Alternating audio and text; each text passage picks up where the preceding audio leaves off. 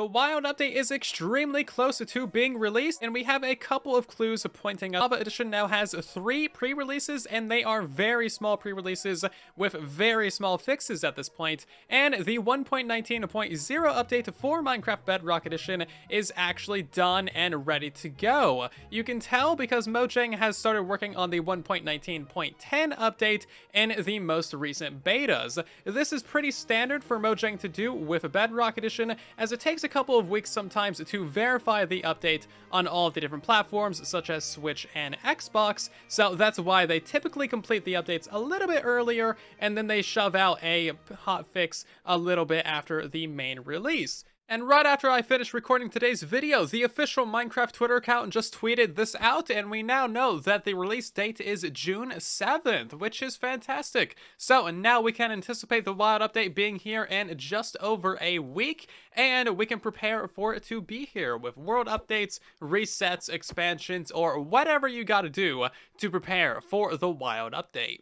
So, we have a brand new beta on Minecraft Bedrock Edition 1.19.10.20. This brings with it a surprising amount of bug fixes, such as Spectator mode being mostly fully functional at this point, along with a whole bunch of additional changes to the Deep Dark. Probably the biggest and most interesting changes in this beta are the changes to Spectator mode. Spectator mode is really getting a good polish at this point, and you can see several different changes to it on screen right now. The most notable is that Spectator mode players no longer affect the sleeping count, so if you're in a multiplayer world, spectators won't prevent you from skipping the night. Spectators also no longer get phantoms or have an insomnia counter, and as you can see, we are now rendered translucently and only our heads actually render.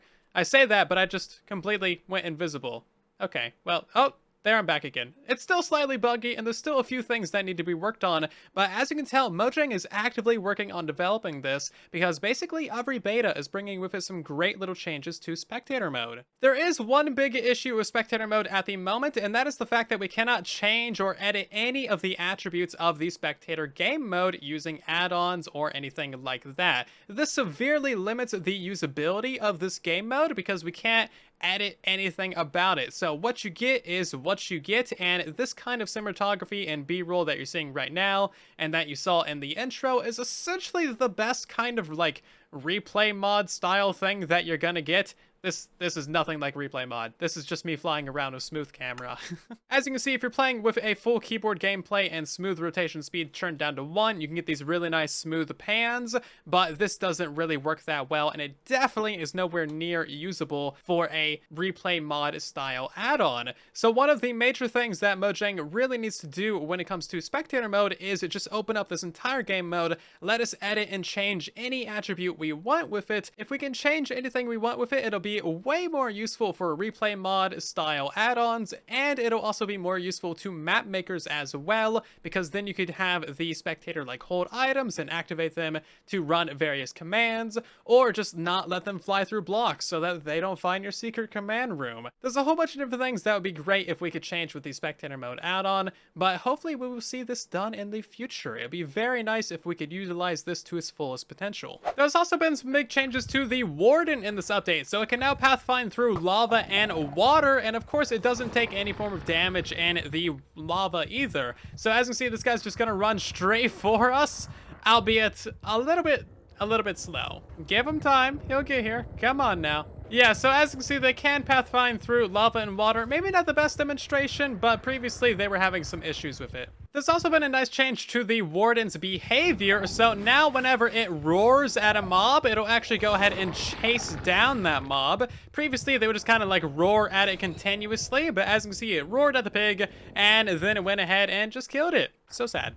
Allays have had their pickup behavior change, so previously they would travel up to 64 blocks to pick up an item, which is gotta be kind of heavy on the performance impact and maybe cause a little bit of lag. Either way, that has been reduced down to 32 blocks. So any items within 32 blocks of the Allay, they will fly over and collect. As you can see, that guy's gonna zip through the trees and find that flower. And then he's gonna come bring it to me, because Allays are adorable and definitely way better than angry bushes. I apologize. I realize I may have offended some people with that comment. I called it the wrong name. It is an angry lettuce. This means that the Allay is actually useful for tall builds, because if you're at the top of a build and you drop an item down, it will actually go down and get the item for you. So it could be useful, but it only holds one item, so I guess you would have to, like, give it the item every time? I don't know. It depends. Maybe not that useful for building, but definitely very useful for sorting systems. There's also been a small change to the Skulk veins. These things will now drop however many veins there are in the block when mined with Silk Touch. So that's one vein right there. This would be 2 veins, as you can see. This one over here is 3 veins, and then we got 4 on that block down there. And finally 5 in this block. So now you'll actually get the proper amount of veins that you should when mining them. This is going to significantly increase the rates of a Skulk vein farm, for example, or just like your general collection of them throughout the world. Previously, no matter how many you had on the block, it would only give you 1 when you were mining it. Skulk Shriekers have been nerfed a little bit, but this actually makes them more deadly. So instead of looking for a Warden within 96 blocks of it, it will look for Wardens within 48 blocks of it. That means if there is a Warden, like, 60 blocks away, it might summon another one for you. That's as far as I understand it anyway. I could be slightly incorrect about this, but that is my understanding of how these things work. Shriekers will now continuously scream when you are standing on top of them, so they will just repeat activate. This is actually a very quick way of summoning a Warden, if you want to do that for some reason. And the Shriekers have also been buffed as well, so now if you activate a Shrieker from afar, such as by activating a Skulk sensor over there, or shooting it with an arrow or something, it'll actually correctly identify you as the perpetrator of the heinous act of making a noise, and it will summon a Warden that is angry at you. So yeah, be careful. You really do not want to activate these things anywhere, anytime, for any reason. Also, I cannot shoot that thing. Or maybe I just don't know if I'm shooting it. Did I actually hit it? No, I'm just a bad shot. Okay, good to know. Why, hello there. Beautiful seagrass texture on the top of the water? Tree leaves will no longer prevent propagules from growing. So previously, these tree leaves would prevent the entire tree from existing, but as you can see, that is no longer the case. Also, these things are generating with moss carpet now. Have they always done that? Am I blind? That's the first time I'm noticing it. That's actually a really cool detail. I like that a lot. Yeah, I think that's gotta be new at some point. Not sure when that sneaked in, but it also happens on land. It doesn't need to be just in the water or something. Pretty neat. So that is another way of getting the moss carpets. There's been a couple of other changes to the Mangrove swamps. So first of all, you can now find the clay patches all throughout the bottoms of these swamps, as you can see here. And any villagers that are born or summoned or spawn inside of the Mangrove swamp biomes will now be swamp villagers. This is a swamp nitwit. 1.19 would have been a great time to add the swamp village to the game, since we have swamp villagers already and a new swamp biome, but maybe we'll see it sometime in the future. However, you can find villages on the edges of swamps that generate partially into a swamp, and that's when you can get these guys like in vanilla without actually like breeding them in a swamp biome. So if you find like a plains village that generates halfway into a swamp, you'll find a couple of these dudes. Mobs that equip armor now play an armor equip sound, which is actually pretty neat. That's going to be a good little addition to the game. Adds a little bit of, immersion. So it's the same sound that we use to equip our armor. There's been a small bug fix to the lectern and the campfire. Both of these blocks now have a full flat surface as the bottom, so now you can hang things from them, such as lanterns of both types, and of course weeping vines as well, which is kind of interesting. Piglins will now get mad if you break a chest boat, so if we go ahead and kill this dude right here, then as you can see, these guys will get angry at you. So yeah, as you can see, breaking a chest boat makes piglins angry at you, but also at the same time, like, boats have more durability than golden axes. I mean, look at this. Nearly more durability. This thing has like 2 more hits on it. Yeah. A golden axe can't even break 2 chest boats. That's just sad.